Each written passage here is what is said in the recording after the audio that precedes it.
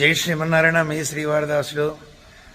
మనకు తెలిసి తెలియని దోషాలు పోయి మనం అనుకున్న కోరికలు తీరాలి అని అంటే కనుక శ్రీ వెంకటేశ్వర స్వామి వారి యొక్క ఒక చిన్న వ్రతం ఒకటి ఉంది.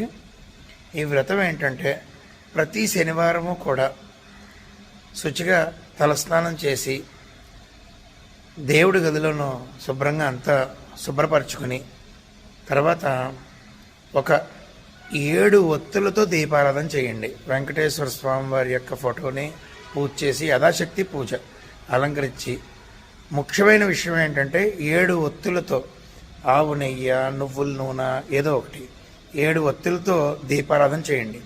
దీపారాధన చేసిన తర్వాత ఒక పాత్ర తీసుకుని ఆ పాత్రలోనూ కొంచెం ఆవు పాలు, చిన్న బెల్లం ముక్క, చిన్న అరటిపండు ముక్క, మంచి అరటిపండు ముక్క, ఈ 3 కలిపి స్వామివారికి